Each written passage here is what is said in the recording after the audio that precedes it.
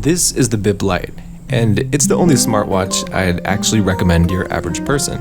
I always kind of die inside when I see people walking around with watches, smart or not, that cost ridiculous amounts, because I personally think it's money wasted on a product that is really limited in what it can do.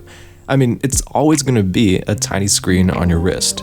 But as I was saying, this is the Bip Lite, a watch I picked up a while ago that's not stupid, crazy overboard with features, but does have stuff that matters. An always-on touchscreen, a heart rate monitor, battery life that easily lasts 2 weeks, and it costs $50. Not $300, not $500, $50. And like I said, it does everything. Everything it needs to, that is. Alright, so I think there's 3 things that a smartwatch needs to do to be worth wearing and worth buying. The most basic to me is sending notifications. In my opinion, a watch should let you know when notifications roll in and give you a glimpse of their content. While reaching for your phone is super fast, I think just that 1 second compulsion and resulting focus shift is bad enough to train wreck your workflow. And we all know most of the time we're not lucky enough to get out undistracted because social media, games, that one friend who never stops texting us tends to grab our attention and not give it back. Therefore, I think getting the gist of what's going on without the temptation is a necessity to a smartwatch. This watch does that well. I'm not going to say it's perfect or as fleshed out of an experience as I'd hope, but it gets the job done. When you get a notification, the watch vibrates and shows the content of the notification, whether it's a text or a weather alert, and then it just disappears. Don't get me wrong, I do wish you could dismiss notifications from the watch or maybe send quick replies to messages, but again, this is functional, one-way notification delivery, and that's all.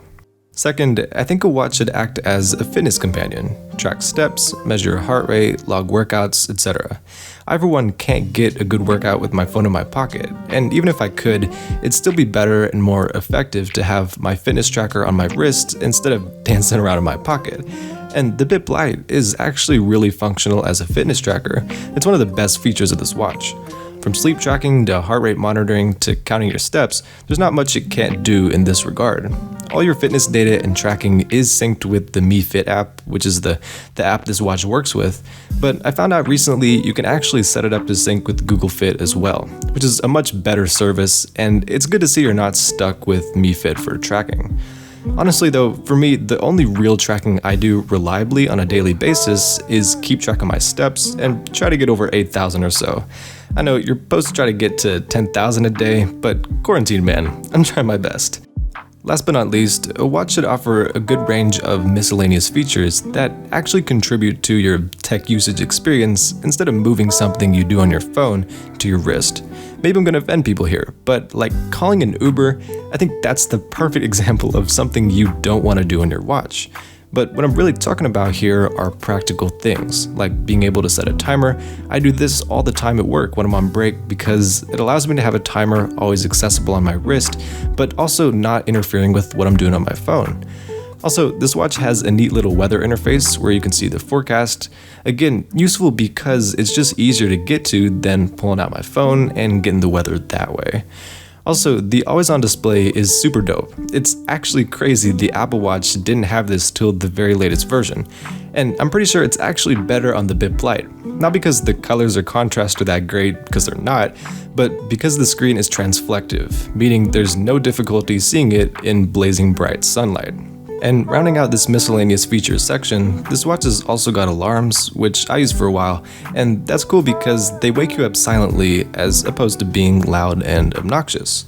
So all in all, this watch isn't perfect. One complaint I have is that the screen has picked up quite a few scratches in the few weeks I've had it, despite the Gorilla Glass on the front.